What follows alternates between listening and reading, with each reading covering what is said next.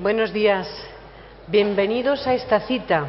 La Biblioteca Nacional de España tiene en cuenta que sus profesionales saben muchas cosas y en vez de llamarles ciclos, conferencias, presentaciones, nosotros cuando los profesionales de esta casa hablamos de temas que nos parece que conocemos y creo que es así, lo hacemos en forma de cita, como si fuera una cita bibliográfica, una cita de la Biblioteca Nacional de España.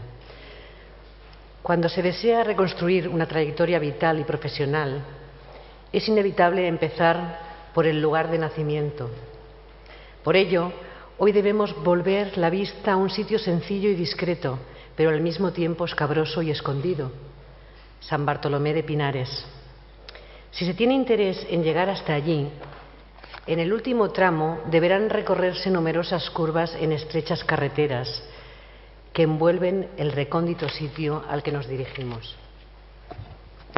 No resulta tan difícil llegar a Julián Martín Abad, protagonista de esta cita de hoy, de la cita de la Biblioteca Nacional de España, aunque sus orígenes estén estrechamente ligados a ese pequeño pueblo abulense. Un hombre sencillo y austero, afanado en refugiarse en bibliotecas o en el sombrajo de su rincón en el servicio de manuscritos e incunables que veis ahí, donde por localizar un dato, reconstruir una procedencia o resolver el enigma de una edición fantasma para posteriormente compartir la labor callada de su investigación en el libro antiguo. Su amplia bibliografía, desperdigada en libros y revistas, tanto eruditas como divulgativas, y una intensa actividad docente en relación con el libro antiguo, dentro y fuera de España, son un claro reflejo de su trayectoria profesional marcada por un espíritu inquieto, sistemático y riguroso.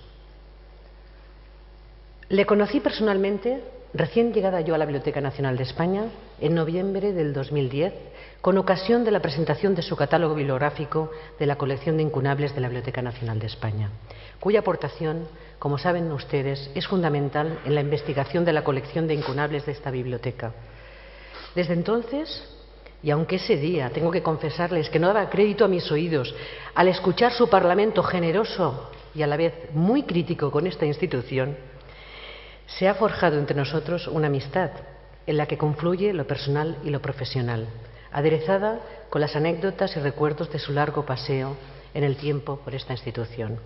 Querido Julián, esta casa te debe mucho y hoy lo reconocemos públicamente. Te vamos a dar un aplauso para empezar.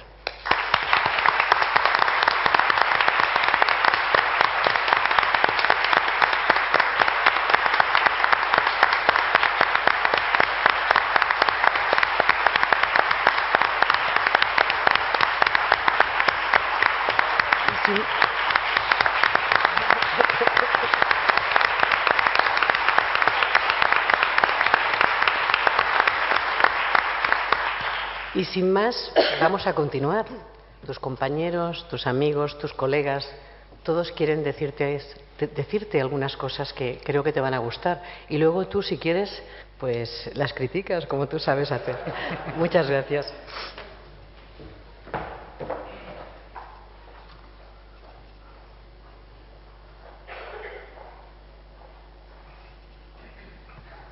Buenos días a todos. Nos reunimos hoy aquí para dar comienzo a un ciclo dedicado a los bibliotecarios de la Nacional por iniciativa de la directora de la biblioteca, doña Gloria Pérez Salmerón. De ella es también la sugerencia de comenzar estos homenajes con la figura de Julián Martín Abad, que es quien más recientemente ha dejado la biblioteca con motivo de la jubilación. Y si de la directora ha partido la idea de poner en marcha este homenaje, su organización no hubiera sido posible sin la dedicación y el entusiasmo que han puesto en ello nuestras compañeras Paloma Fernández Palomeque y María José Rucio, que han trabajado intensamente para lograr que la idea cristalizara en este acto. Varios invitados muy relacionados con Julián van a hablar de él, glosando su personalidad o recordando actividades comunes. Antes de dar paso a las personalidades que nos acompañan, por mi parte, también quisiera recordar muy brevemente mi vinculación con Julián, que dura ya 36 años. Nos conocimos en 1976 en la Escuela de Documentalistas e iniciamos entonces nuestro trato. Pocos años después obtuvimos la plaza de bibliotecarios del cuerpo facultativo y coincidimos en nuestro primer destino, en la biblioteca de la Universidad de Zaragoza. Por entonces tuve ocasión de colaborar con él en una pequeña publicación, lo que me permitió apreciar su forma de trabajar, su minuciosidad y su dedicación incansable a lo que tenía entre manos.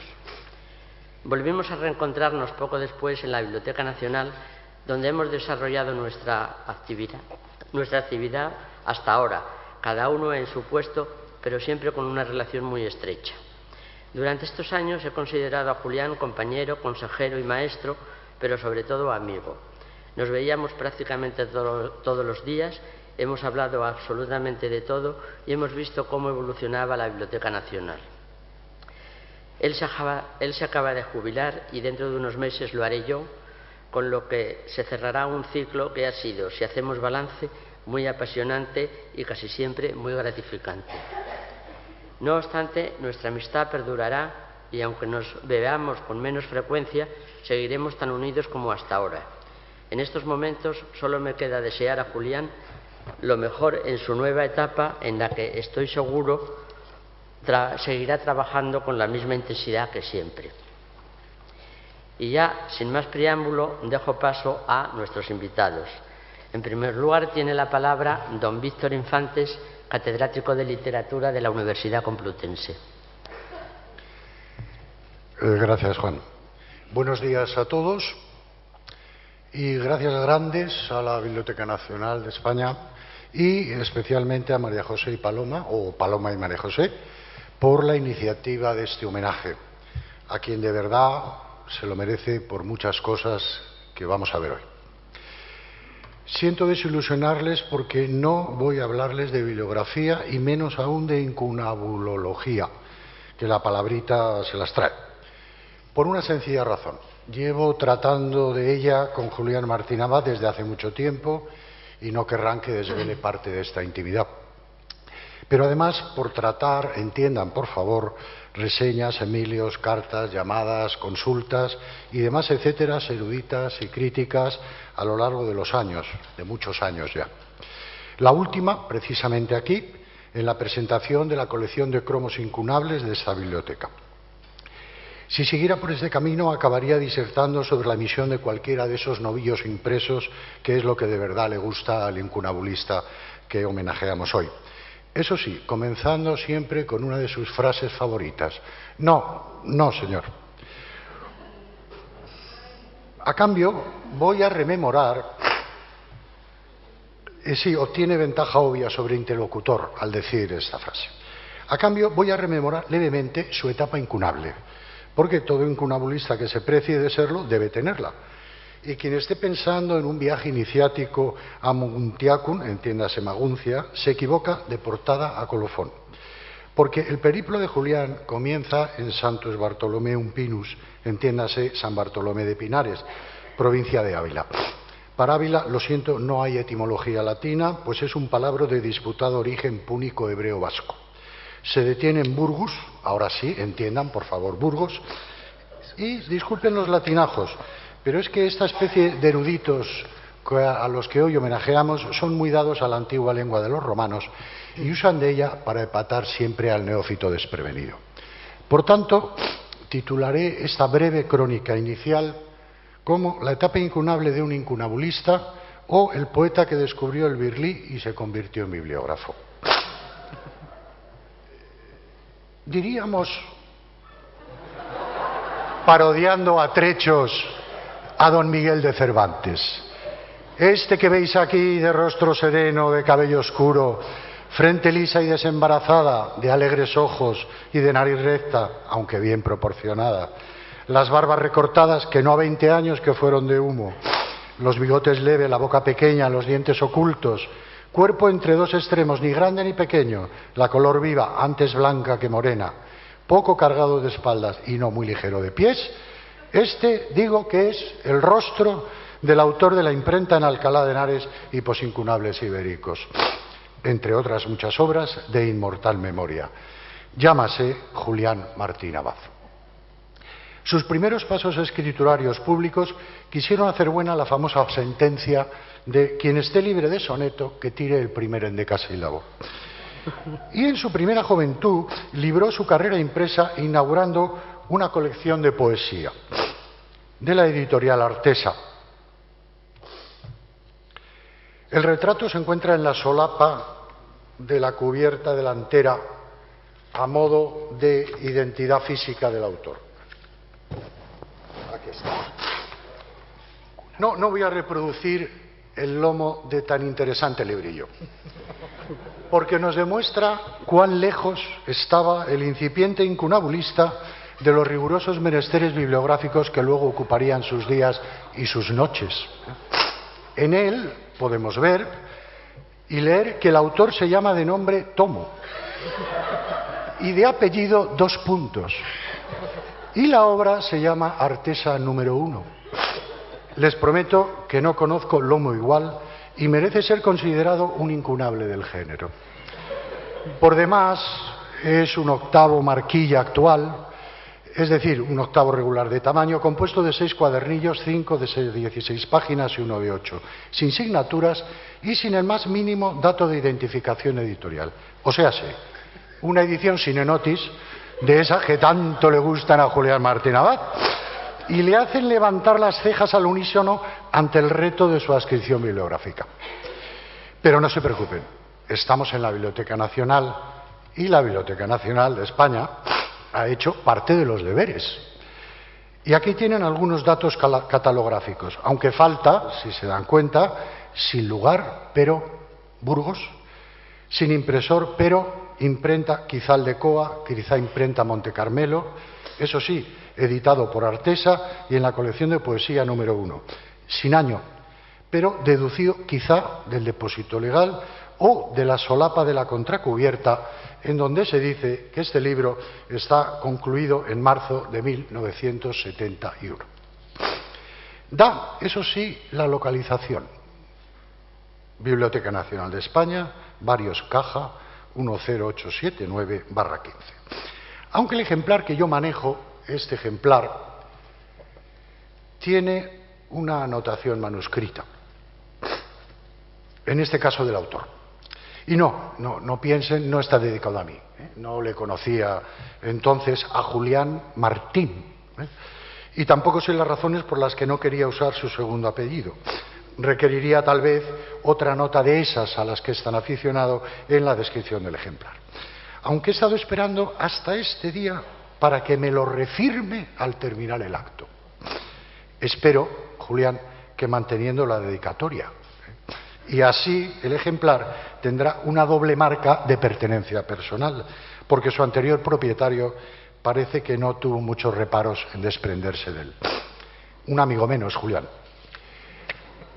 Vean dos de los poemas, ambos poéticamente teñidos de azul. Porque ya se habrán dado cuenta y habrán recabado la utilización cromática de las dos tintas en el título. Bien, independiente de su significación poética, un bibliógrafo que se precie de serlo, y más un incunabulista, debe desdeñar elegantemente el contenido de los libros, pues bastantes tareas tiene ya con localizarlos y describirlos como para ponerse a leer lo que llevan impresos. Observen, por favor, la disposición geométrica de ambos. Tradicional, el primero, con sangrados interiores, blancos interlineales proporcionados, solo rotos en la dislocación de la cuarta unidad estrófica. Más geométricamente disperso el segundo, versos con diferentes espacios de caja, fracturas lineales, etc. Quiero decir con todo ello que interesa el mensaje literario, con abundancia de imágenes surrealistas, una obsesión metafórica carnal, recuerdo que el libro se llama Vientre, y una distorsión sintáctica muy premeditada, pero también interesa su distribución espacial en la página, incluso si se fijan su especularidad. Se alinea el título con el primer verso de la página siguiente y sobre todo su cartografía plástica. El siguiente paso fue ya la ruptura con su contribución poética en Odología Poética de 1979, seleccionada por Antonio L. Bouza, igual, entiéndase, el seudónimo Manuel Bouza Balbás, Y en este momento, Julián, un recuerdo enorme de su parte. Hablé con él ayer por la noche, me dijo que era imposible venir, pero que te diera un abrazo grande públicamente de su parte. Aunque por el camino, Artesa, aunque por el camino de estos años quedaron inéditos otros textos, Poemas del Hijo, un poemario histórico sobre Castilla, y en la memoria la participación suya en las actuaciones de poesía múltiple del Grupo Artesa en los felices finales del año 70. Ahora la imagen gráfica se superpone a la imagen poética y la página se convierte en una contienda tipográfica donde habita el texto. Sí, es de Julián Martín Abad, sí. En Tejer y destejer un hilo verde propone una madeja deshilachada donde convergen las palabras en deformaciones circulares apoyadas por las mayúsculas en negrita y los versículos que bordean dos círculos especulares. En A, Columpio sin niños, domina la página el juego tipográfico en diferentes cuerpos, de nuevo en negrita ascendente, que subtitula el caligrama cordial que enuncia el poema en el centro. En ¿Quién no deshojó una margarita? Y entiendan el verbo en oxítona, como yo.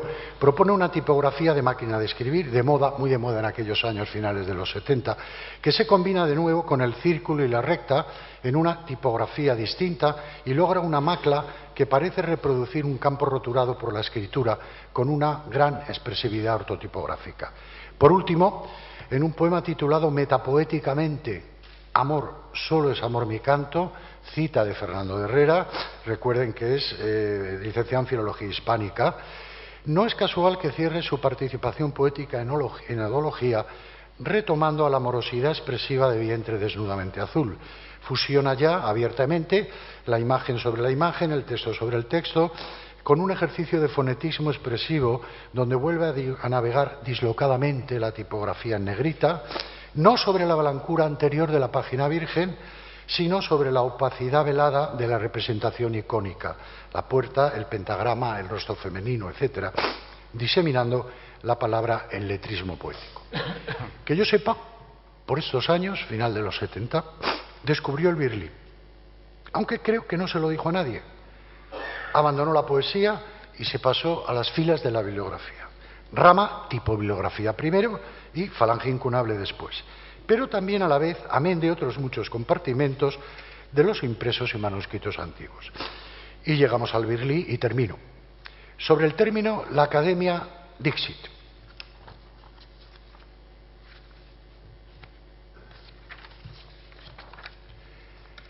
Parte inferior que queda en el blanco de las páginas de un impreso. Ganancia que por ella obtiene un impresor. Ganancia que consigue aprovechando para distinta tirada la composición ya hecha. O sea, que había otras muchas formas de ocupar los blancos de las páginas y de las letras sin tener que jugar con ellos, y además otros muchos antes que él ya se habían dado cuenta. El cambio o transmutación textual fue gradual al principio y paulatinamente concluyente después. Abandonó las aventuras odológicas burgalesas, recuerdo que también se admite el topónimo de burguesas, se cambió de ciudad y se pasó a los batallones bibliográficos, asentando sus reales en la Biblioteca Nacional de España hasta casi ayer. Y aquellos poemas que lucharon contra las páginas que los contenían se convirtieron al orden. Se ubicaron definitivamente sin malentendidos poéticos ni literarios y se tranquilizó por fin la sintaxis que ya era hora. Desde entonces, hace ya algunos decenios, nos ha ofrecido miles de ellos, con constancia, tozudez y sobre todo con convencimiento. Este es uno, pero de estos los hay a miles. Observen ahora, por favor, el orden, la linealidad, la legibilidad de los textos. Julián pasa con la edad y sobre todo cuando llega la sabiduría. Y parodiando ahora para terminar a Neruda, conviene decir que nosotros, los de entonces, somos los de ahora. Gracias, Julián Martín y Abad.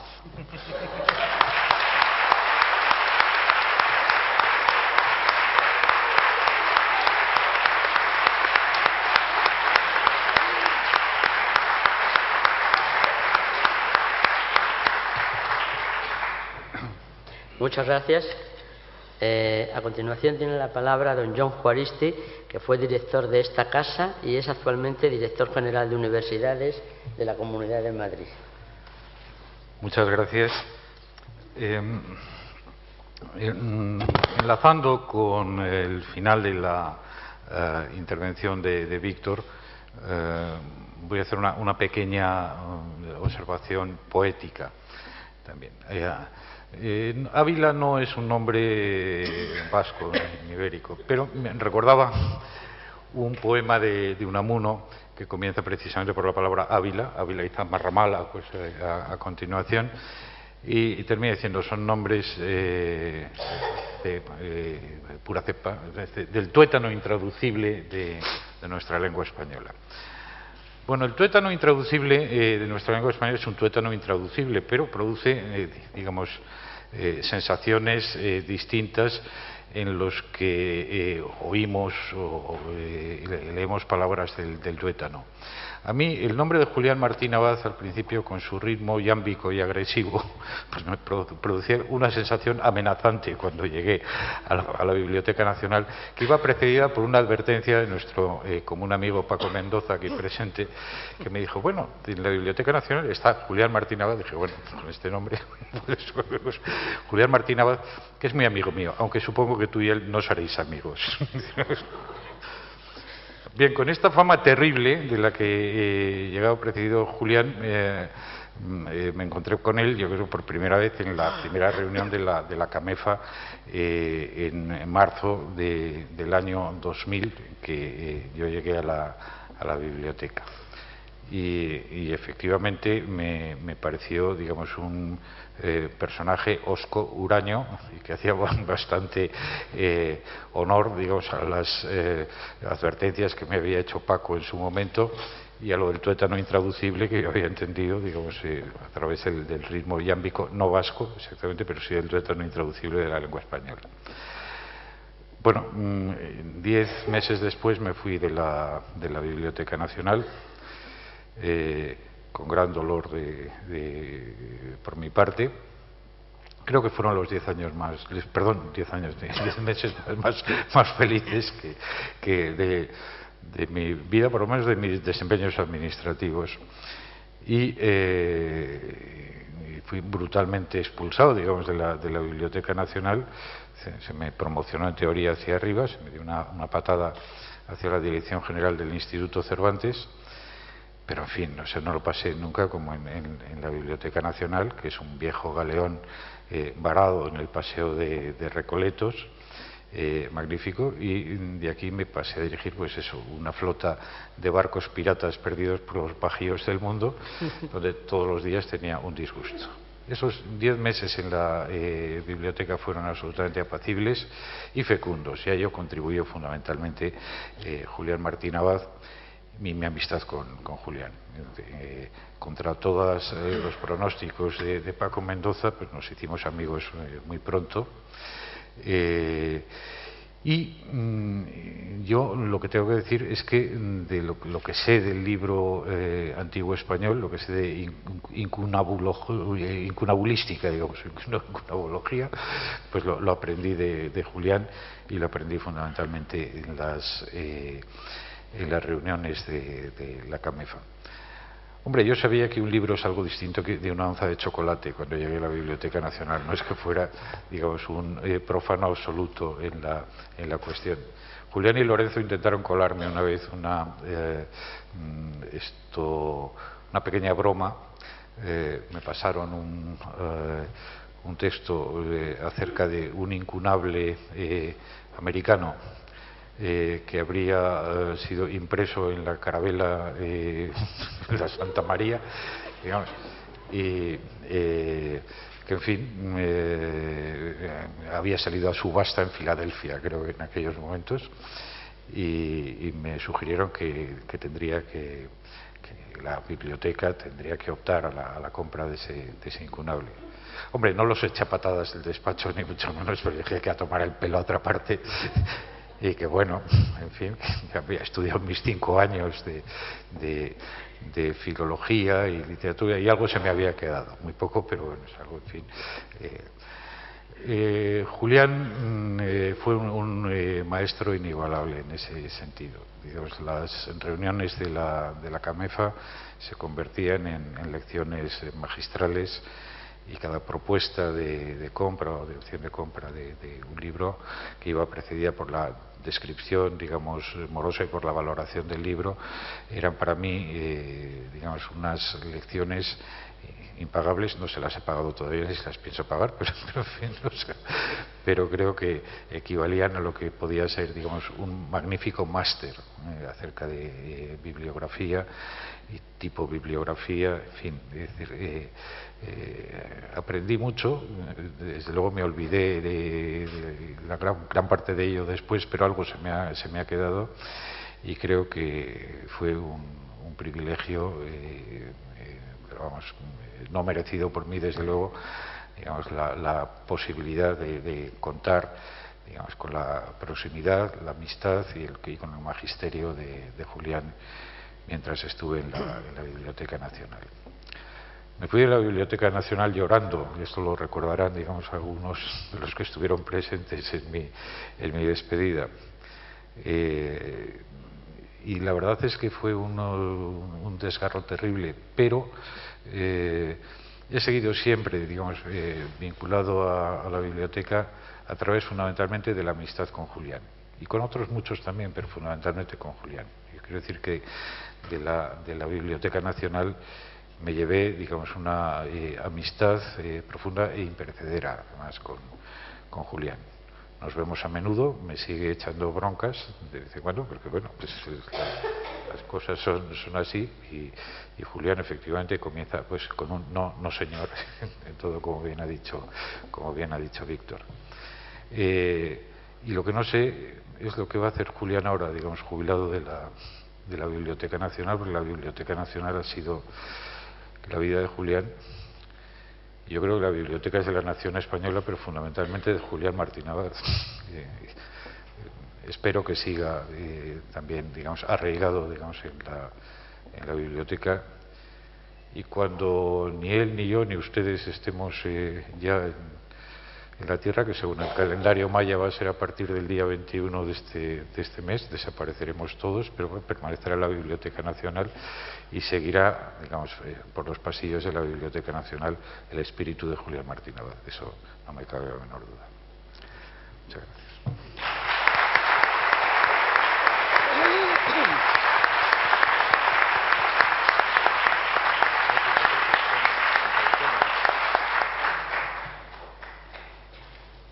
A continuación tiene la palabra don Pedro Cátedra, catedrático de Literatura de la Universidad de Salamanca. Muchas gracias. Y tengo que empezar, naturalmente. Creo que esto no es el micrófono, ¿Es este? Sí. Ah, no, es normal. Uno no se ve nunca en situaciones como esta, tan de aparato, tan de ceremonia, y sobre todo en situaciones y ocasiones como las de estar aquí acompañando a los amigos y sobre todo rindiendo el pequeño homenaje, en mi caso, que puedo rendirle a quien sin ninguna duda empiezo diciendo que ha sido un maestro, y por lo tanto te doy las gracias, y te doy las gracias por muchísimas cosas, no solo por las palabras, por el no señor, sino también por los silencios que muchas veces ayudan incluso más que la palabra. Yo no tengo la habilidad ni la ciencia para hacer un análisis bibliográfico como nuestro querido amigo Víctor Infantes, tampoco tengo la experiencia interna de la Biblioteca Nacional, si no es la de pobre lector, que viene normalmente, que se pone esto, que pasa por las máquinas, que deja tal, que vuelve a pasar, que no, que lleva usted el teléfono, que quita, que ponga tal. Y simplemente yo sí que al menos creo compartir con Julián Martín Abad pues probablemente dos pasiones. De entrada, la pasión de los libros, claro está, pero también la pasión en un momento determinado de nuestra vida por movilizar esos espacios que en torno al estudio del libro estaban en alguna medida, si no fosilizados, sí estaban faltos de perspectiva, diríamos, de futuro, faltos de contexto juvenil, infantil en algunos casos, Mercedes, y también faltos de diríamos, un reconocimiento en los distintos ámbitos, el tuyo, el de el guardián de los grandes depósitos de España, el nuestro, el del mundo universitario. Y por eso me gusta siempre recordar aquel Congreso del Libro Antiguo Español, a raíz del cual se crearon prácticamente dos sociedades. Una sociedad de tipo bibliografía española, que debe naturalmente tanto a don José Simón Díaz, pero por supuesto a quienes fueron después sus alumnos, sus discípulos, y que pusieron la tipo bibliografía española en un referente o como referente internacional que no encontramos, sinceramente, cuando uno ya lo ve desde la perspectiva histórica y ya se proyecta, no como autoridad tipo bibliográfica, que uno no es autoridad en nada, pero cuando se proyecta hacia afuera, uno se siente con una especie de apoyo, con una especie de, diríamos, mantillo de ciencia, gracias precisamente a los tipobibliógrafos. Otros, que teníamos quizá una percepción distinta, mirábamos el libro, diríamos, andando más que quieto encima de la mesa, pensamos en una sociedad de historia del libro y de la lectura. Y decían que andábamos a la gresca, que éramos dos espacios. Algún maestro importantísimo me escribió diciendo que éramos unos outsiders y que estábamos fuera precisamente, no teníamos el pedigrí de tipo bibliógrafos, y la verdad no lo teníamos, ni la ciencia tampoco. Lo que pasa es que aquellas dos actitudes bien diferentes para España en ese momento, creo, y humildemente por la parte que a mí me toca, pequeñísima parte compartida con María Luisa López Vidriero, las dos actitudes que eran bien diferentes, pero que sin embargo eran dos aproximaciones necesarias. Al final, andando el tiempo, el trabajo, si no nos hace libres, y ni siquiera a veces nos hace mejores, sí que acabó uniéndonos. Y acabó uniéndonos porque, en alguna medida, la Escuela de Historia del Libro en España tiene precisamente esas dos patas, y a ningún, creo, historiador del libro hoy en España será capaz de mirar a otro lado y hacer tabula rasa de una labor como la de los tipobibliógrafos. Y voy a decir por qué. Yo, sinceramente, de eso no fui consciente hasta que empecé a trabajar en otros ámbitos lejanos de España, hasta que empecé a trabajar sobre incluso temas no españoles de historia del libro. Y me encontré con que mi educación, simplemente imitando a don Julián Martín Abad, simplemente imitando después a doña Mercedes Fernández Valladares, con los maestros de fondo como Jaime Moll, a Víctor Infantes, en fin, a todos los que aquí están, me di cuenta de que yo tenía un bagaje y una preparación por el hecho de solo intentar imitarlos y haber publicado un libro, diríamos, extravagante sobre la tipobibliografía en una ciudad andaluza. Por solo hecho ese tenía una preparación que no tenían mis colegas de historia del libro en el ámbito europeo, en Inglaterra, por ejemplo, a pesar de ser prácticamente la raíz, pero que tampoco en Italia, sorprendentemente. Y eso, naturalmente, es algo que ha sido posible uniendo dos actitudes a las que creo que todos hemos llegado al final y que todos estamos en eso. Yo creo que podemos estar bien orgullosos de haber creado o recreado o refundado una escuela de historia del libro, una escuela de bibliología en alguna medida, que ha atendido todos los campos. Estoy refiriéndome solo al impreso. Si tuviera que referirme a los manuscritos, lógicamente miraría también a mi izquierda, que hablará después Elisa Ruiz, entre otros muchos, ¿no? En ese sentido, yo quiero recordar esos tiempos y quiero recordar que, al fin y al cabo, a la larga, parece que hemos hecho algo, que hemos hecho útil. Y a mí me ha sido, francamente, utilísimo. Pensé después, Julián, en nuestras conversaciones, no muchas, pero siempre han sido conversaciones de pedigüeño. Yo, como ustedes comprenderán, iba a la fuente de la sabiduría y le preguntaba cosas que él me decía. En algunas ocasiones incluso creo que hay alguna publicación que no te he dado por vergüenza, porque no me atrevía a pasar por la prueba esa. Y concretamente fue mi segundo descarte. Pero también ese descarte sobre un incunable que yo me guardaba como un secreto para mucha gente y fundamentalmente también para Julián, que te traigo aquí hoy porque ya me siento más liberado, ese y otro, el último, guardaba algo que yo estaba convencido de que solo cuando se hiciera el catálogo de incunables nuevo de la Biblioteca Nacional, Julián iba a advertir, y es el hecho de que nunca se había puesto de manifiesto que cierta portada de un libro incunable, esa línea pura de un libro sevillano en lengua romance castellana de Alonso de Palencia, era efectivamente una contrafacción manuscrita, pero difícilmente perceptible. Y lo primero que hice cuando recibí el catálogo de incunables es irme y mirar, y efectivamente, Julián lo había visto, no era posible otra cosa, allí estaba. Por lo que estuve a punto de empezar a pedir a todos los amigos que les había regalado esto que me lo devolvieran para quemarlo. Algo más hay ahí, como por ejemplo la historia de cómo un incunable puede ser 5 ejemplares cuando solo hay uno, porque ese incunable en concreto de la Biblioteca Nacional tuvo también sus veleidades de peregrino y anduvo por librerías, por personalidades, en manos de personalidades de Madrid y de otros sitios, descrito sucesivamente, y nos habían salido cinco fichas diferentes en distintas manos del mismo incunable de la Biblioteca Nacional de Madrid. Esos paseos de los libros, sinceramente, y lo voy a decir aquí en un sitio en donde seguramente personas se rasgarán las vestiduras, me parecen convenientes y buenos. Los libros son también no solo materia orgánica por su encuadernación o por su papel, son también vidas. Y en alguna medida quería decir que precisamente enfoques como los que sobre la bibliofilia, y ahora hablo como bibliófilo más que nada, sobre la bibliofilia o sobre la bibliografía, como los que tiene don Julián Martín Abad y una buena parte de los aquí presentes, y otros enfoques un poco más frívolos, como los que yo puedo hacer, que en ocasiones simplemente pretenden hablar de sí mismo, hablar de uno mismo en un espacio una especie de altrobiografía, hablar de otro como hablar de sí mismo como si se hablara de otro. Incluso eso es posible con los libros.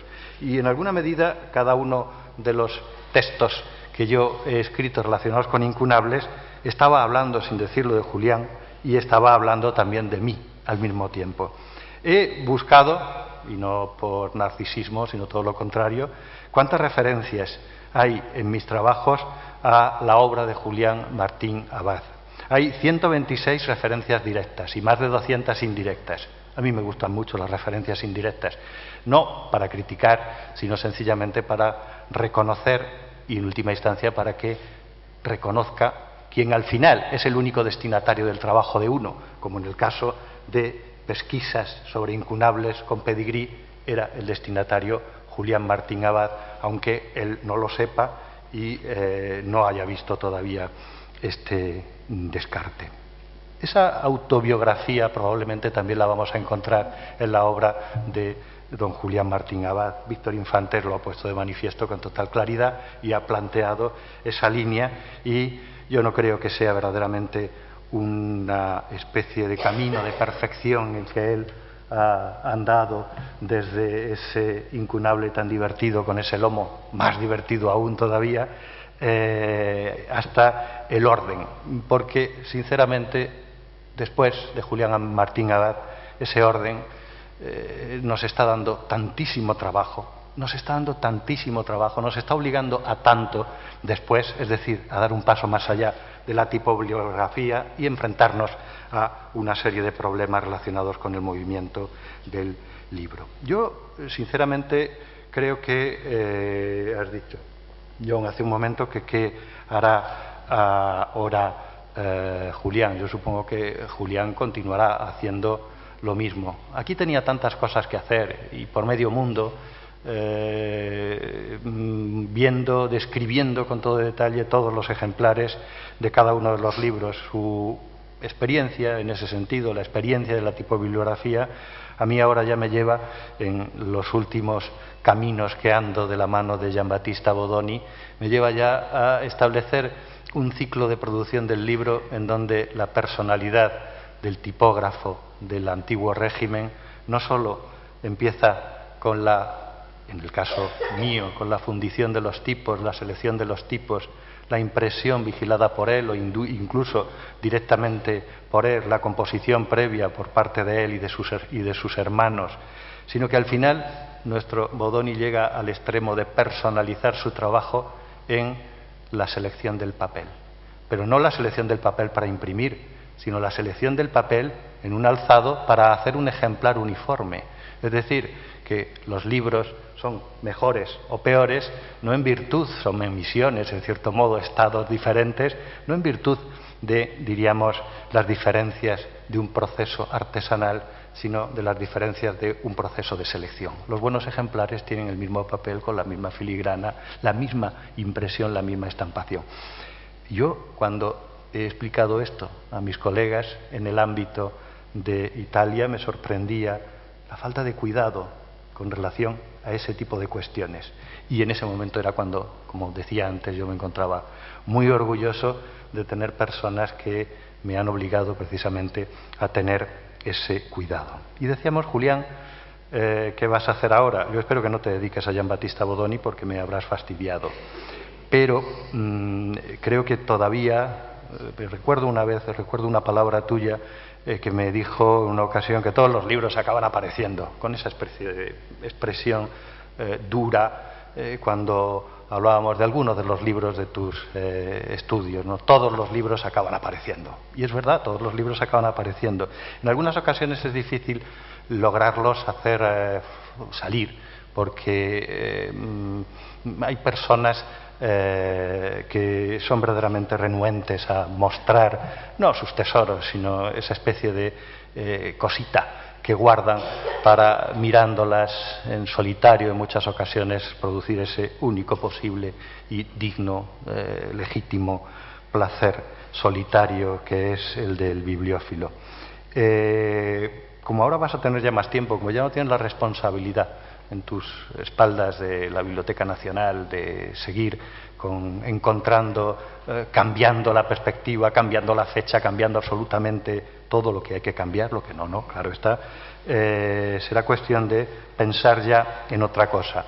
Un amigo mío, bibliófilo, que tiene algunos librillos de esos que nos han interesado a todos, descubrí un día que ya no los ponía en la cubierta, ya no escribía como escribía antes en una nota que decía, no en Palau, no en Brunet, no en Graese, sino que ya solamente a partir de un momento solo ponía no en Julián Martín Abad, no en Julián Martín Abad.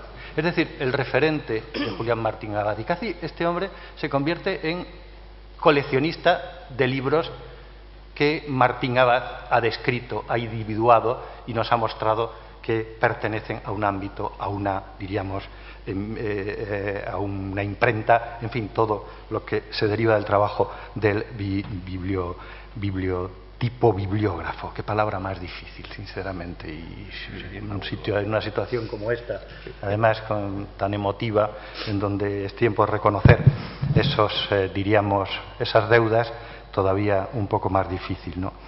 Pues he convencido al amigo de que ya va siendo hora de que permita a quien quizás sea la única persona que él está dispuesto. A lo mejor hay otra o ha habido otra, pero que sea esa la única persona que pueda enfrentarse a eso. Y lo he convencido además de algo que es muy difícil en bibliófilos anónimos, escondidos y que viven en secreto su pasión. Y es que me preste un par de libros que tú, uno de ellos, has querido ver, Alcalaíno, desde hace mucho tiempo y que no has podido describir, y otro por añadir a los Proto Incunable. No, sí, te los voy a poner en la mano, te los voy a dejar en la mano, pero ¿sabes por qué? No me escribas encima. Pero ¿sabes por qué? ¿Sabes por qué, Julián? Porque sinceramente lo que yo querría es que los toques, que los acaricies, que los abras como tú abres un libro cuando lo describes, que los mires, que se impregnen un poco de tu propio olor, porque estos dos van a ir otra vez a los que están esperándote, van a hablar y los van a convencer de que se dejen en alguna medida ver, y hasta incluso vas a ser el único al que van a permitir en alguna medida, entregarse. Por lo tanto, ahí los tienes, tócalos y que cuenten después a los demás que están esperándolos y que te esperan a ti también.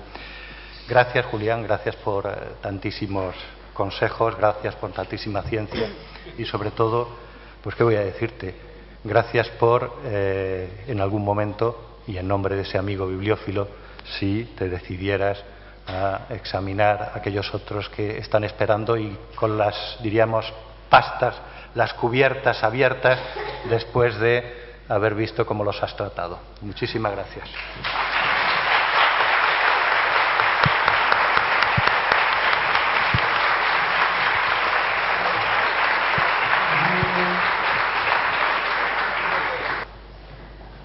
Bueno, vamos a iniciar la segunda ronda de intervenciones, en primer lugar con doña Elisa Ruiz, catedrática de Bibliografía y Diplomática de la Universidad Complutense. Bueno. Siempre es un punto muy catedrática. importante. Muy bien. Buenos días a todos. A estas alturas del homenaje, pues ya se han glosado los muchos méritos personales del doctor Julián Martín Abad y se han comentado con rigor, sabiduría y con un magnífico sentido del humor, pues su copiosa y magnífica producción bibliográfica. Por tanto, para evitar engorrosas repeticiones y una laudatio excesiva, porque tampoco conviene que la autoestima, ¿verdad?, se le crezca tanto, en el día de hoy, pues simplemente yo voy a descender al terreno de la anécdota y voy a contar cómo conocí yo personalmente, que no bibliográficamente, al homenajeado. Hace unos 20 años, o quizá unos 30, por aquello de la letra del tango, que 20 años no son nada, el hecho es que, bueno, pues estaba yo una mañana en la antigua sala Cervantes trabajando con un manuscrito y vi pasar a Julián por la sala, camino de unos anaqueles para hacer una consulta en la parte de referencia.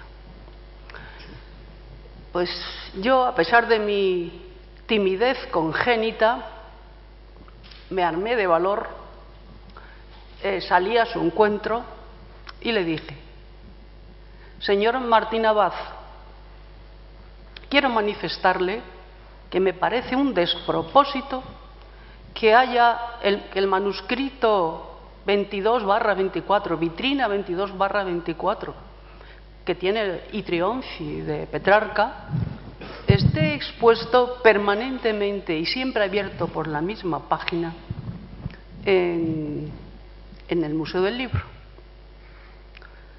Julián me miró de arriba a abajo y de una forma inquisitiva me dijo: ¿usted se atrevería a decir esto mismo que me acaba de contar por escrito? Y yo le manifesté tímidamente: pues sí, yo no tengo inconveniente, sí, lo haré. Y bueno, y él se marchó, ¿verdad?, sin más. Bueno, al cabo de pocos días volví a la sala Cervantes y entonces le entregué en mano el escrito razonado de mi petición. Y algunas semanas más tarde, cuando volví al Museo del Libro para enseñárselo a mis alumnos de la facultad, pude comprobar que mi reclamación había surtido efecto y que había sido sustituido el manuscrito original por una edición facsimilar. Bien, yo creo que este hecho significó el comienzo de una sólida amistad, una amistad que se ha caracterizado por ausencia de complicidades, ni compromisos, ni ataduras, ni asiduos encuentros, pero en cambio, cuando yo he necesitado su ayuda, él siempre ha estado ahí. Y yo también le he pagado con la misma moneda. Entonces, quiere decirse que Yo quiero hoy aprovechar esta ocasión para públicamente agradecerle 3 cosas. En primer lugar, que haya desempeñado de manera tan ejemplar su profesión de bibliotecario del prestigioso cuerpo facultativo de archivos, bibliotecas y museos, siguiendo la denominación decimonónica. Él ha sabido, como pocos, ser un bibliotecario que ha tenido la conciencia de que su misión fundamental como tal era crear, redactar, componer magníficos instrumenta para favorecer la investigación bibliográfica. Y en ese sentido ha hecho una producción que ya aquí se ha dicho y se repetirá, no voy a insistir en ello, realmente modélica. Sus obras son ya clásicas y además han tenido, como es lógico, el reconocimiento y el elogio internacional. Yo siento cierta envidia, ¿verdad?, por los instrumenta que realmente Julián ha ido elaborando y nos ha facilitado a todos.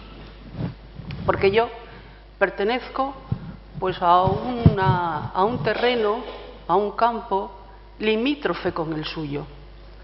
Y en ese campo pues carecemos totalmente de herramientas adecuadas como las que ha hecho Julián.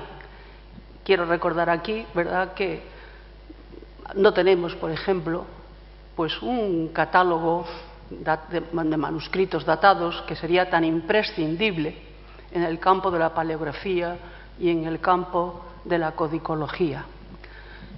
Realmente este proyecto se inició en el año 1953, en unas reuniones internacionales en las cuales se llegó a la conclusión de que era preciso de que todos los países hiciesen los respectivos catálogos de fondos datados.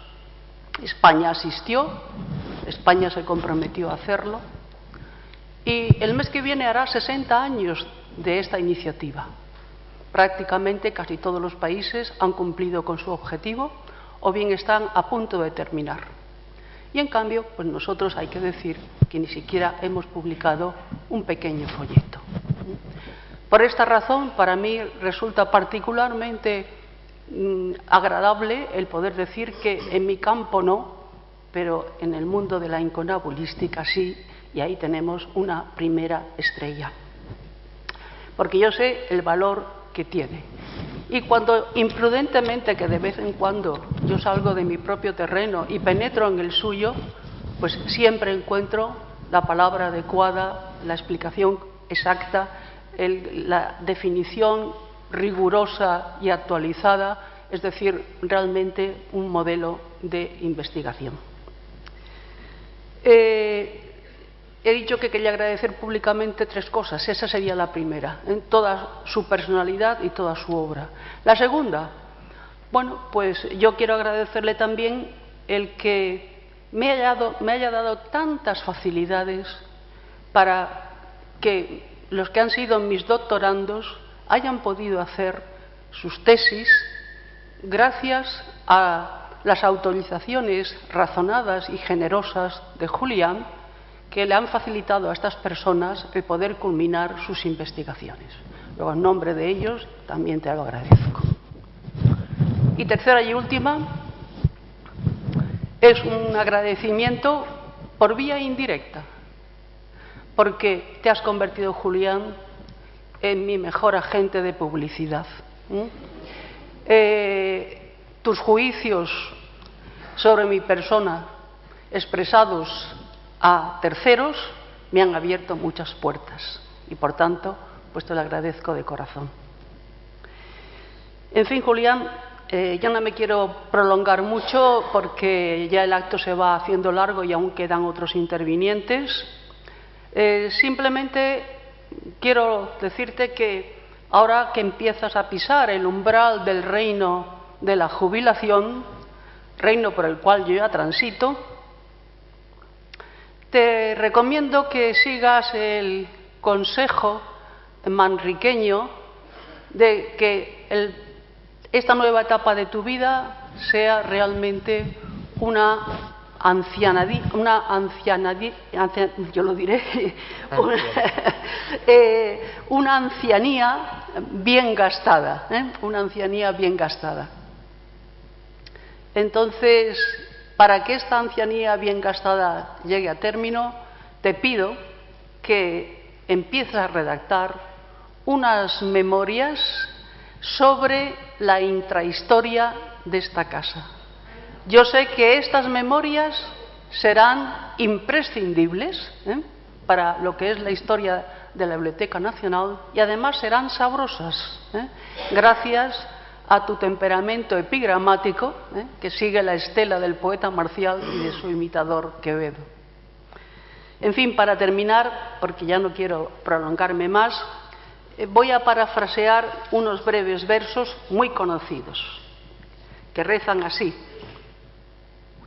El maestro don Julián Martín Abad, tanto famoso y tan valiente, sus grandes libros y claros no cumple que los alabe, pues los vieron, ni los quiero facer caros, pues el mundo todo sabe cuáles fueron. Nada más, muchas gracias.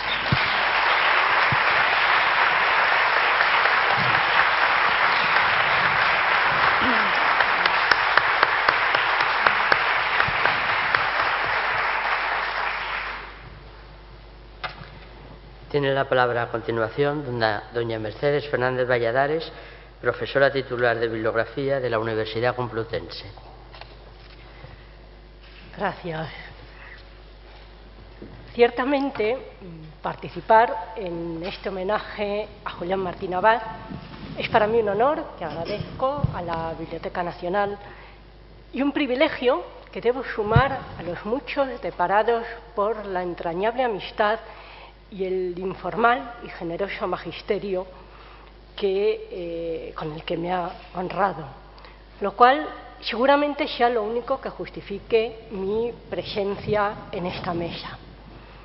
Una amistad surgida al calor del entusiasmo de aquella primera reunión del proyecto de la tipobibliografía española, convocada por don José Simón Díaz allá por mayo del 83, de la que recuerdo curiosamente que Julián fue presentado como Julián Martín Alonso y muy nítidamente la claridad y consistencia de sus intervenciones que causaron la admiración, algún que otro desasosiego y a mí me dejaron literalmente pasmada, aunque entonces deambulaba por otros derroteros.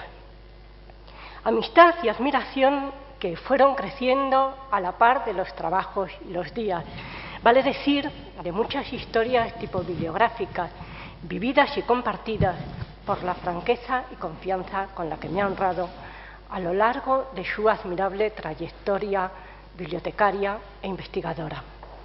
De ahí que esas vivencias afloren inevitablemente al hilvanar los retazos de la autopeya que me gustaría esbozar hoy, la de Julián Martín Abad como tipobibliógrafo. Aunque el marbete me recuerda una anécdota de don Antonio Drozola, supongo, Julián, que te agradará oír mencionado su nombre hoy. Quien veía incompatible ser incunabulista, tanto más tipobibliógrafo, y usar tarjeta de visita. Bien es verdad que hoy casi no se estilan tales formalidades. Felizmente, un incunable es ya para nosotros, gracias a Julián Martín Abad, algo más que una palabra de moda. Y la voz tipobibliógrafo, como condición proclamada por doquier en sus escritos, va ganando reconocimiento, aunque el DRAE todavía no la recoja, con el sentido y función que nos ha revelado magistralmente con su labor.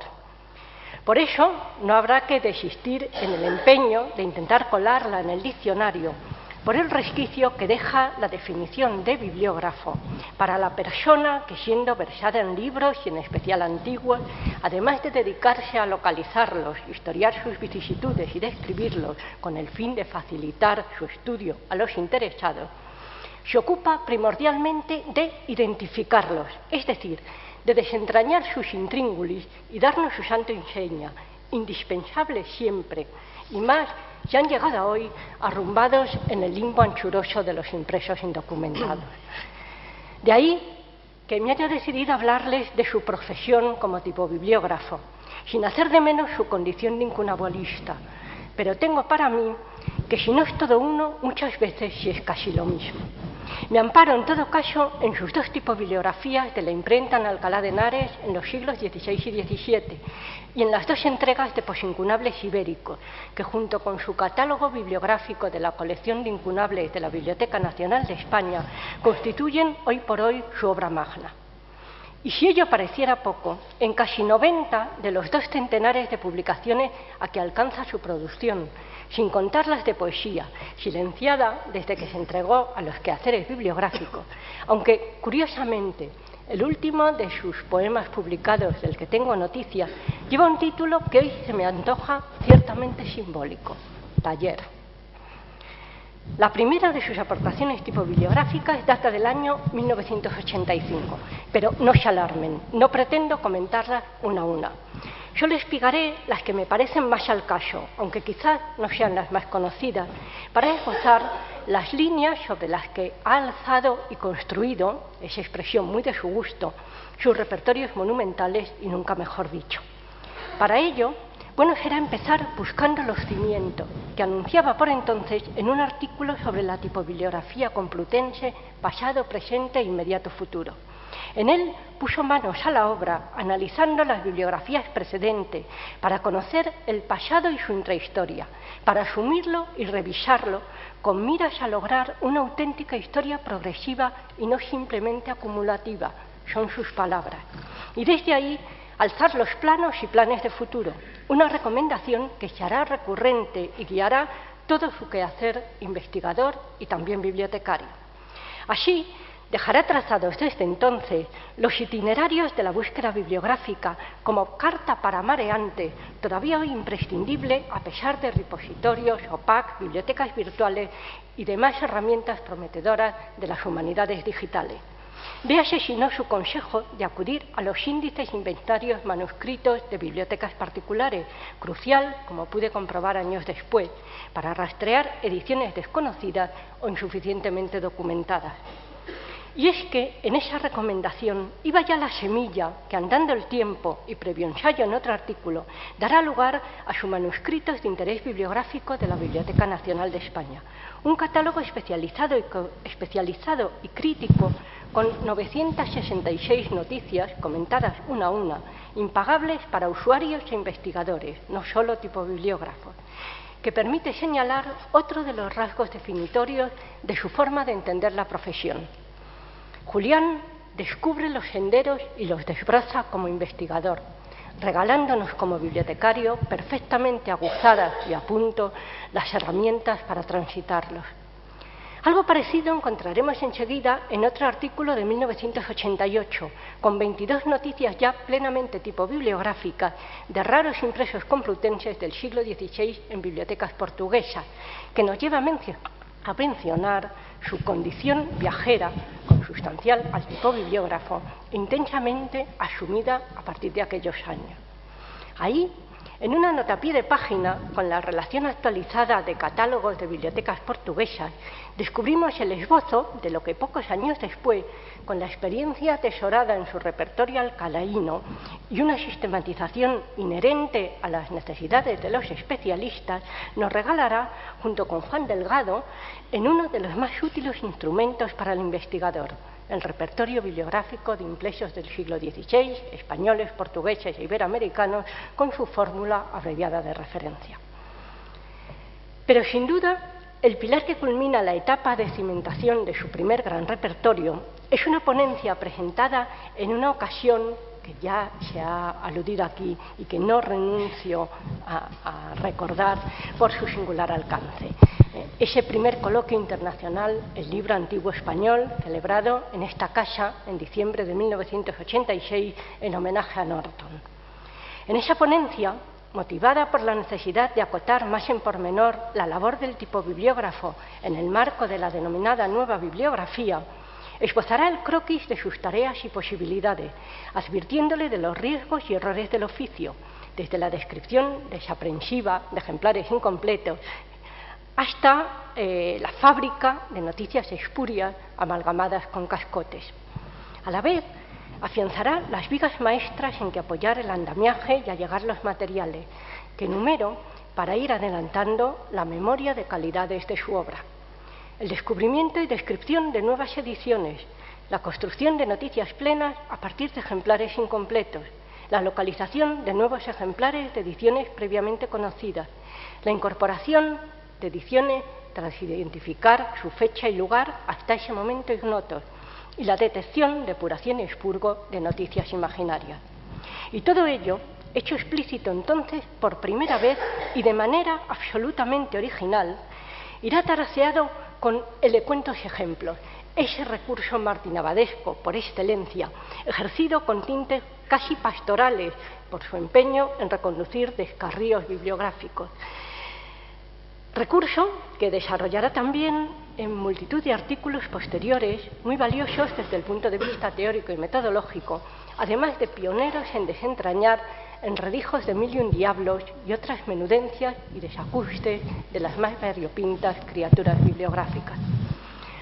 Por todo esto, entre otras muchas cosas, la aparición en 1991 de su tipobibliografía sobre la imprenta en Alcalá de Henares, 1502-1600, supuso un hito cuya trascendencia fue inmediatamente percibida, como prueban las más de 20 reseñas de que fue objeto, que me permiten limitarme a destacar solo lo que desde la perspectiva tipobibliográfica elegida hoy me parece más relevante. Con esa obra, a la que sumo para abreviar su continuación sobre la imprenta complutense del siglo XVII, publicada 9 años después, logró la sistematización definitiva de la teoría y el método tipobibliográfico, aunando la más genuina y valiosa tradición hispana con los presupuestos del análisis material de la Analytical and Descriptive Bibliography anglosajona. Nos ofrecerá así el modelo más riguroso y consistente para este tipo de repertorio, con unas soluciones descriptivas que, acrisoladas en la experiencia de Norton y las recomendaciones de Jaime Moll, se convertirán desde entonces en arquetipo y dechado de la investigación tipobibliográfica. A partir de ese momento, y ya de manera imparable, se entrega a una laboriosidad que se hará todavía más intensa. Iba a decir frenética, pero falsearía su semblanza. Nunca he visto a Julián alterado ni menos desbordado por el peso del trabajo. Bien al contrario, hasta en pleno fragor de la investigación, atempera su ánimo dedicándose con pasión a ahondar en el conocimiento de las cosas, léase el libro, con la sabiduría de otorgar a cada una de sus obras el tiempo que merece, el sosiego y la entrega necesaria para que salgan cumplidamente, con la ética que el artesano aplica para convertir en arte cada una de sus piezas.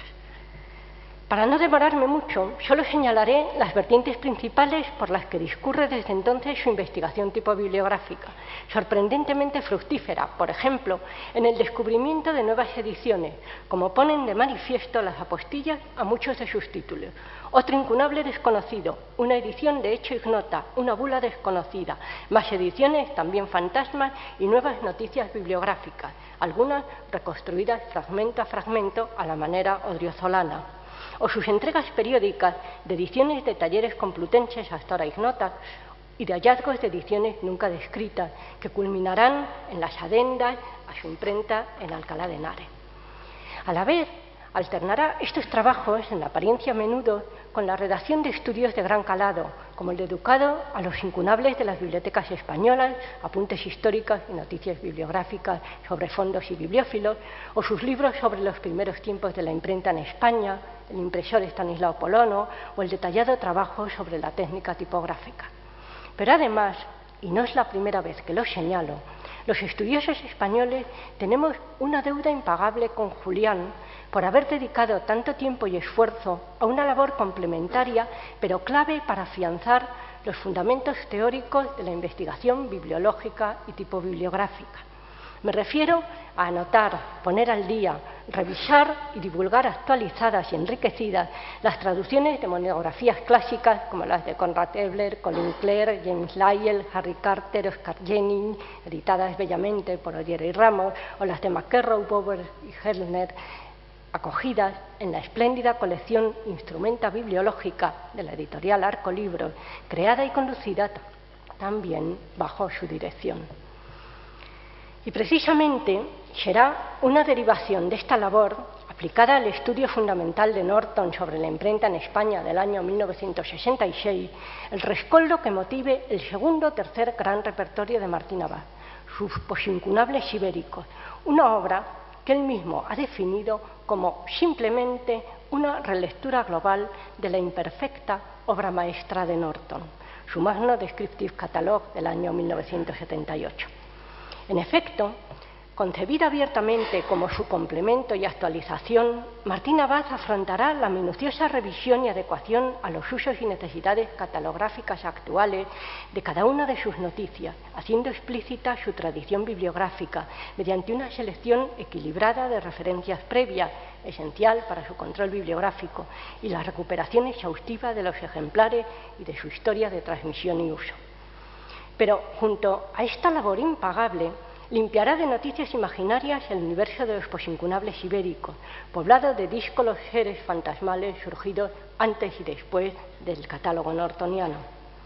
No contento con ello, adicionará ese monumental repertorio con 137 ediciones nuevas, que en su adenda del año 2007 se elevarán a 155, nada menos que un 10% de la producción posincunable conservada. Rescatando, en algún caso, los materiales que Norton había destinado a un futuro suplemento, mediante un apasionante trabajo de reconstrucción que personalmente considero el mejor homenaje tributado a la labor procedida por Norton hasta el final de su vida, y también a Odriozola, o más exactamente, a la amistad de sus dos grandes maestros, en un emotivo diálogo en la distancia que nunca agradeceré bastante a Julián haberme hecho partícipe. Pero si todo ello puede darnos idea de la aportación cuantitativa y cualitativa de Posincunables ibéricos, nada mejor para entender su propósito que mencionar el subtítulo latente: Índice de impresos españoles y portugueses de los años 1501 a 1520 para ayudar a su identificación tipográfica, editorial, textual, bibliográfica y bibliotecaria. Y es que en él encontramos sintetizada otra de sus aportaciones metodológicas fundamentales, que ya había esbozado anteriormente en una ponencia del coloquio Imprenta y Crítica Textual del Siglo de Oro y que desarrollará después por extenso como andamiaje de su espléndido manual Los libros impresos o antiguos, publicado en 2004, con el que debo cerrar ya este rapidísimo repaso de su labor como tipo bibliógrafo. En este libro, verdaderamente clave y magistral, y no solo por su presentación bajo forma de compendio en una colección universitaria, desentraña con todo lujo de detalle el itinerario que el amante y el estudioso de los impresos antiguos debe seguir para lograr la identificación cabal de un libro impreso. Esto es, para llegar a conocerlo en toda su integridad como producto tipográfico, editorial, textual, histórico y bibliográfico, guiándonos con paso firme, cual por sus queridos pinares de Covaleda, en la extensión que lleva del análisis del ejemplar a la reconstrucción de la edición, es decir, de la percepción de los problemas y avatares de cada testimonio concreto a la abstracción de sus características editoriales definitorias, para dar cuenta de su identificación. En suma, la quinta esencia del quehacer del tipo bibliógrafo. Quedarían todavía muchas cosas por destacar de su obra inabarcable, pero no debo devorarme más, y eso que he orillado la derivada más directamente de su quehacer bibliotecario como responsable del servicio de manuscritos incunables. Sin embargo, y para terminar, no me resisto a silenciar en relación con su penúltima gran obra, y elijo este ordinal conscientemente, porque intuyo las maravillas que está amasando en su obrador, un aspecto que creo demuestra cómo ha sabido conjugar admirablemente la más responsable práctica bibliotecaria con el más sólido conocimiento teórico y con el ejercicio más sabio de la investigación.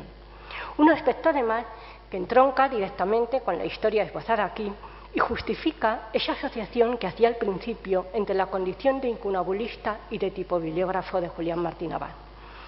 En su catálogo bibliográfico de la colección de incunables de la Biblioteca Nacional de España subyace a cada paso la mirada del tipobibliógrafo, con la que nos ha ofrecido la reconstrucción arqueológica de la historia de nuestra primera colección patrimonial de incunable, escrutando como incunabulista cada una de sus singularidades a la luz de su condición de testimonio de las ediciones, para como bibliotecario reconstruir sus vicisitudes y su historia, es decir, su adscripción a un determinado fondo de esa colección.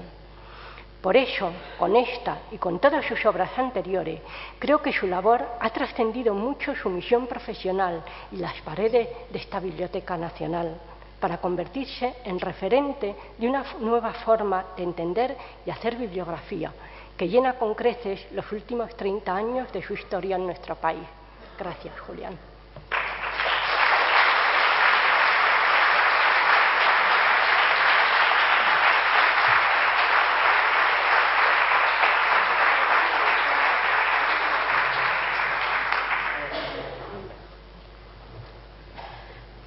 A continuación tendría que intervenir don Ángel Gómez Moreno, pero no ha podido asistir por razones de fuerza mayor. Ha enviado, sin embargo, un texto que va a leer a continuación Paloma Fernández Palomeque. Queridos amigos, escribo estas líneas para que otro las lea, pues probablemente faltaré a la cita que desde hace meses teníamos fijada para mañana miércoles en la Biblioteca Nacional. Cuento con una poderosa disculpa, pues mi ausencia tiene que ver con el estado de salud ya muy deteriorado de mi padre, que lleva 7 semanas en el hospital, aunque hasta la fecha ha quitado la razón a todos los médicos que habían pronosticado la inminencia de su deceso, y en este momento lucha contra varios focos infecciosos que se resisten incluso a los antibióticos más potentes. Cierto es que mi padre es el único ser vivo que conozco que ha superado 2 septicemias que apenas le han dejado secuelas. Sin embargo, si se tienen en cuenta sus casi 93 años y una estancia hospitalaria tan prolongada como la que lleva en el cuerpo, se comprenderá que estemos preocupados, expectantes y que no queramos dejarlo solo ni un instante. Esta mañana me toca a mí. He de advertir que el tono de mi escrito es el que es porque me acojo al modelo de la epístola familiar, que me permite todo tipo de guiños, cambios de tono y otras libertades. En lo que a su extensión se refiere, enseguida lo comprobaréis, no se alejará demasiado de la que cabe esperar en una carta, aunque tomará un par de minutos más por incorporar todo un discurso epidíctico. Va por ti, Julián, y por supuesto va siempre por Rosa, nuestra Rosa, noble, leal y valiente como nadie. En mi casa, bien lo sabéis, se os quiere de todo corazón y nos alegra cualquier éxito de los Martín Arguedas. De lo que no estoy yo tan convencido es de felicitar a ambos por la jubilación de Julián. Ni su lozanía invitaba, entiendo yo, a pensar en retiro alguno, a no ser para meditar o buscar soluciones a la crisis española, ni la situación en que deja la Biblioteca Nacional aconsejaba su marcha. Sé muy bien que lo que acabo de decir es de lo más egoísta, porque antepongo los intereses de la institución, que de algún modo son los de sus usuarios, a los de la persona. Sin embargo, me preocupa mucho que en este caso concreto no se divise un relevo generacional ni siquiera a lo lejos. Con ello no estoy poniendo en duda la competencia aprobada de los facultativos, ayudantes y auxiliares que quedan en activo en la Biblioteca Nacional. Ahora bien, estoy plenamente convencido de que a día de hoy no hay nadie capaz de ocuparse de las importantísimas tareas a las que Julián Martín Abad ha venido atendiendo en beneficio no ya de la institución a la que ha prestado servicio, sino de España, los españoles y la cultura española. Sí, al igual que el arcipreste de Ita diéramos la palabra al libro, en este caso al libro antiguo, oiríamos su protesta y su lamento ante la marcha de Julián. Lo he dejado dicho en otro lugar. El taller u oficina de nuestro homenajeado no ha parado de dar frutos en una cantidad, de una calidad y con una diligencia que causan asombro. Este sentimiento es el que asalta de inmediato a quien comprueba cómo la pulcritud y el rigor no se ven afectados por el ritmo vertiginoso con que Julián ha ido publicando una tras otra decenas de obras de referencia. La labor que se ha hecho a hombros es de esa que obligan a aquilatar el dato entre cientos, si es que no entre miles de páginas, y a menudo en decenas de miles de registros. El monto total de lo que ha hecho a lo largo de estos años nos recuerda más a los eruditos del siglo XIX que al vapuleado funcionario español de nuestros días. Quienes hoy más que nunca arremeten contra el funcionariado por su productividad baja y sus resultados mediocres quedan deslegitimizados en el caso de todos los presentes, habituados a trabajar 10 o 12 horas diarias. Cuando de lo escrito por Julián se trata, no cuentan las horas, cuentan solo los resultados, que en su caso justificarían 10 dedicaciones a tiempo completo y con unos frutos totalmente satisfactorios en cuanto a calidad y cantidad. Además, Julián tiene mucho más mérito que todos esos sabios del pasado, porque a diferencia de ellos que no hacían recados ni colaboraban en las tareas domésticas, me consta que jamás ha escurrido el bulto, ni en casa ni fuera de ella. Me atrevo a revelar que solo en una ocasión y por culpa mía faltó a sus obligaciones académicas y caseras. Ahora no quiero hablar de nada que no sean sus méritos, pues he entrado propiamente en la laus al homenajeado. En ese sentido hay que destacar que su vasta obra científica la ha llevado a cabo en un espacio de tiempo inobjetablemente corto. Entre la defensa de su tesis doctoral, ya avanzados los años 80, y el presente 2012, que está a punto de acabar. La cuenta es fácil, todo lo ha hecho en 25 años exactos. A decir verdad, no conozco ningún caso parecido. Además, como aún le queda mucho recorrido, ahora que se ha liberado de otro tipo de obligaciones, es probable que llegue a doblar el número de páginas que llevas escritas. En el magnífico pareado con que John Juaristi concluye el poema laudatorio que dedicó a Julián con motivo de la publicación de Posincunables Ibéricos, destaca el adjetivo necesario, que viene a ser lo mismo que el esencial con que Hernando del Purgar adorna a Garcilaso de la Vega el Viejo en sus Claros Varones de Castilla. Luego, lo de era home esencial lo tomó prestado Jacob Malquiel para redactar su impresionante obituario Semblanza de don Ramón Menéndez Pidal. En el caso de Julián, ambos calificativos cuadran tanto a la obra como al artífice. Como si estuviéramos en la Silva Epictetorum de Ravissio Textor, aún podría desgranar la larga serie de adjetivos encomiásticos que engalanan a nuestro homenajeado y provean su obra en las innumerables reseñas con que la comunidad erudita ha dado acuse de recibo a cada una de sus entregas. Todo comenzó, no hace falta recordarlo, con los 3 gruesos sustanciosos tomos en cuarto de la imprenta en Alcalá 1502-1600. Aunque con este y con otros trabajos Julián ha dotado de herramientas precisas a expertos de un sinfín de áreas del conocimiento o ámbitos de la investigación, quienes con más frecuencia han mostrado el aprecio por su magna labor y de algún modo le han dado las gracias en nombre de toda la comunidad científica han sido los bibliotecarios y los bibliógrafos, los especialistas en libro antiguo, los historiadores del hecho cultural y los filólogos. No tiene sentido que repase título a título todos sus trabajos, pues quienes hoy arropan a Julián podrían hacer la relación de todo por él escrito de memoria y sin faltas sustanciales. En su caso, conviene repetir las palabras con que Jorge Manrique ensalza los hechos de don Rodrigo, su padre, versos 295-300 de las coplas. Sus grandes hechos e claros no cumple que los alabe, pues los vieron, ni los quiero hacer caros, pues todo el mundo sabe cuáles fueron. No llevemos la comparación más allá de este punto, ya que entre la vida acabada del maestro de Santiago y la atlética e hiperactiva madurez de Julián media un abismo. Además, los hechos del guerrero caen dentro de la órbita militar, mientras los del sabio pertenecen al ámbito de la cultura libraria.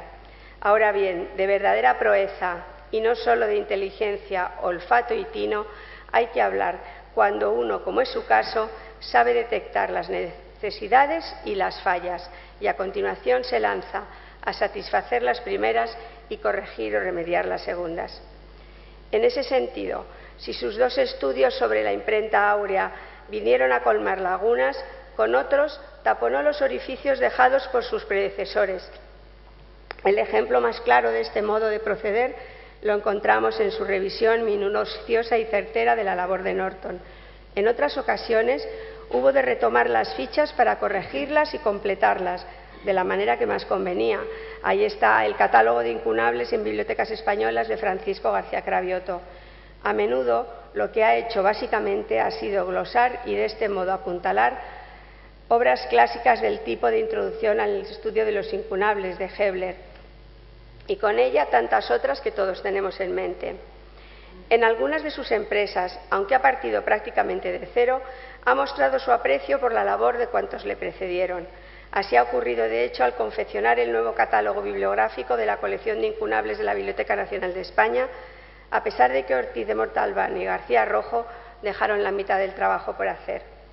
En fin, en cada una de sus operaciones, la última, que espero como agua de mayo, son unos manuscritos con pinturas que dejarán arrinconados los 2 tomitos del Domínguez Bordona, Julián establece un nuevo paradigma, un modelo digno de imitación y emulación para cuantos trabajan con el libro antiguo. A todos cuantos se interesan por los antiguos impresos o piensan especializarse en ellos, les recomiendo que antes de nada lean su excepcional Los primeros tiempos de la imprenta en España, circa 1471-1520. Mi mujer y yo nos sentimos especialmente orgullosos por figurar en la dedicatoria de tan formidable vademecum. Para Teresa Jiménez Calvente y Ángel Gómez Moreno, amigos queridos. Con el recuerdo de nuestros paseos a la orilla de un Duero joven en Covaleda, os mando un fuerte abrazo, Julián y Rosa. Con él alcanzo también a todos los familiares y amigos que han acudido a esta cita en la Biblioteca Nacional. Ángel Gómez Moreno.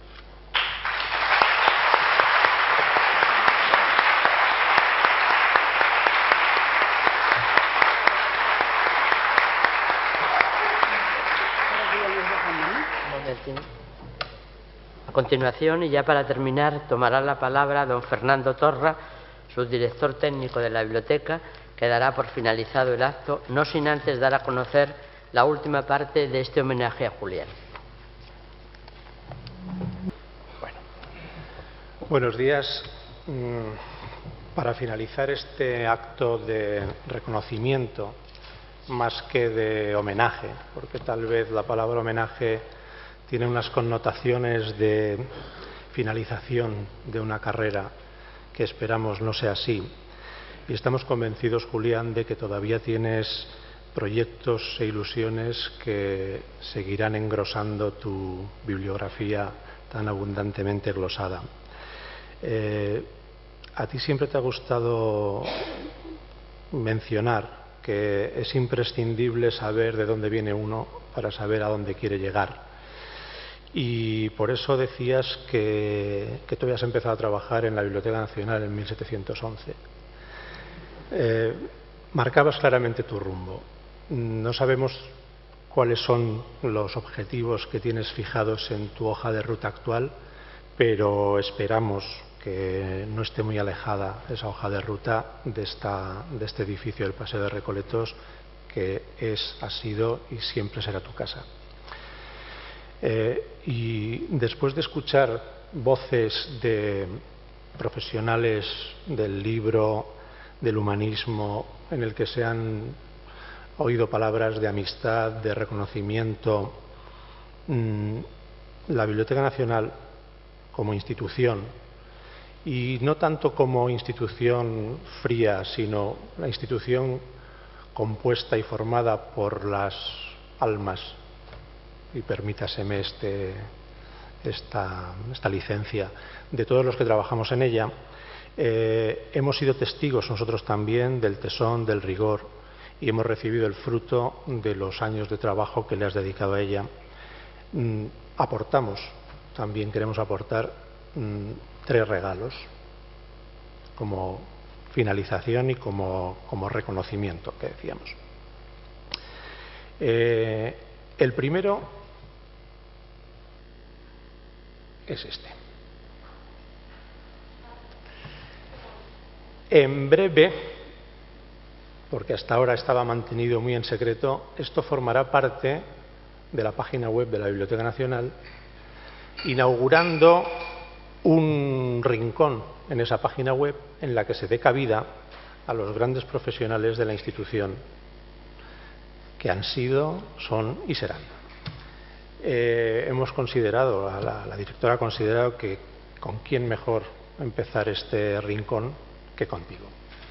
No nos vamos a demorar mucho en la navegación, porque a partir de ahora todo el mundo podrá tranquilamente investigar este micrositio en la página web. Hay una introducción, una glosa biográfica, un análisis de la obra dividida en distintos apartados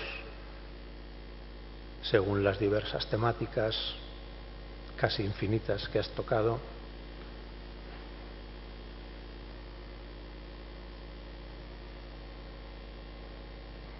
La bibliografía, que por supuesto tiene que estar dividida en amplios subpáginas para que tengan cabida sin abrumar al que quiera navegar por ella. Una galería de imágenes.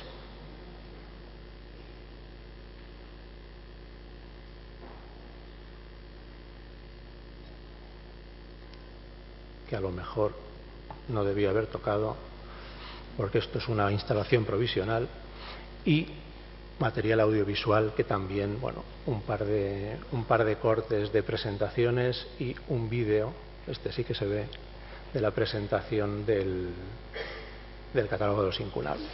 Buenas tardes. En YouTube, y que no vamos a poner ahora. Que lo disfrute todo el mundo.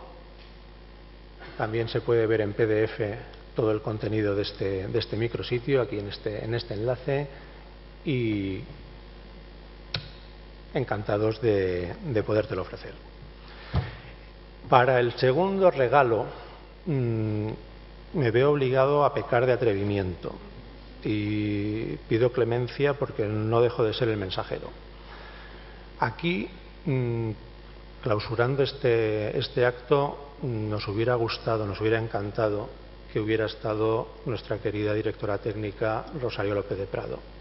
Lamentablemente eso no es posible, pero se ha querido unir al homenaje, al reconocimiento, y ha mandado, y yo me veo en la obligación de leerlo, un soneto con estrambote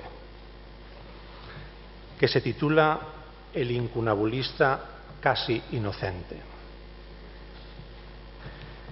El linaje de Pinares, castellano, semejante a Quevedo en la meseta, conoció la prisión y fue poeta, dísculo y quisquilloso, mas humano. Bibliógrafo imparcial, bibliotecario y sapiente ratón de biblioteca, de la lengua latina y aun la greca, minucioso lector y escriba vario.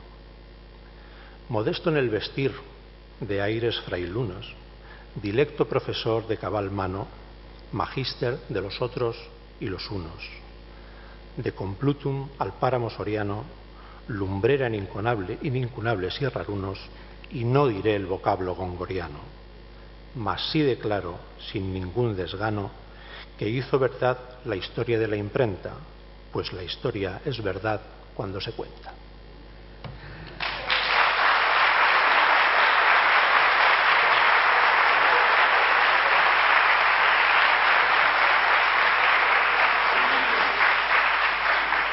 Y para finalizar con el tercer regalo, cedo la palabra a la directora y ya acabamos.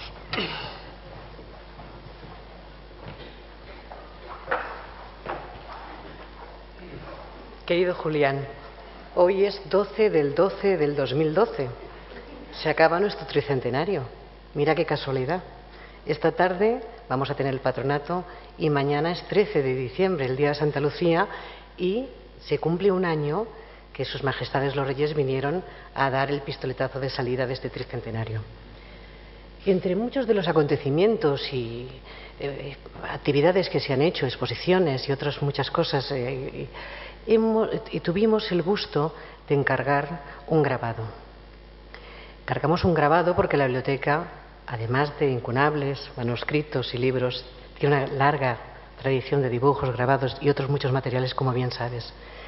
Ese grabado es el primero que lo va a tener, eres la primera persona que lo va a tener, porque es el regalo que te va a hacer la Biblioteca Nacional. Y es un grabado de José Hernández, una maravilla, una alegoría a la biblioteca, al anaquel de la biblioteca, pero al conocimiento y al mundo del cloud computing ya arriba, ¿no? Porque la biblioteca está en un proceso continuo de contextualización en el mundo que vive. Lo hemos hecho desde que tú llegaste en 1711 aquí a esta casa. Y no me voy a extender más. Yo tengo un latín de supervivencia, pero hablo bien el catalán.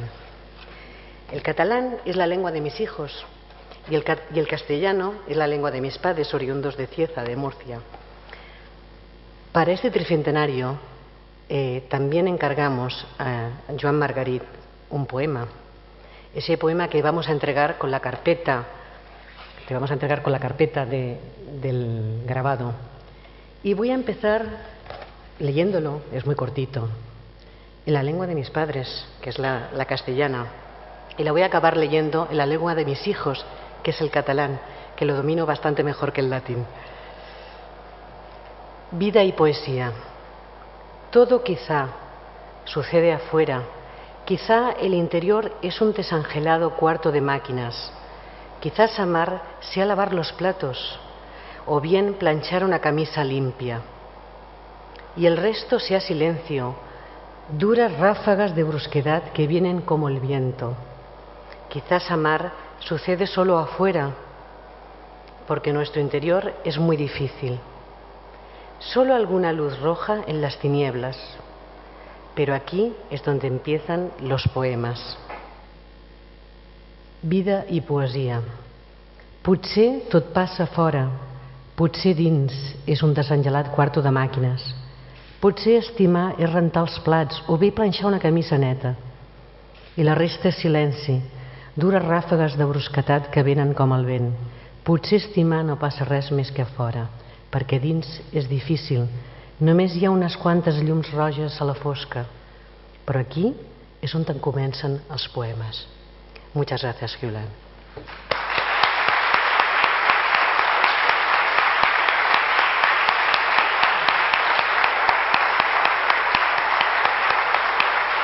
Por favor.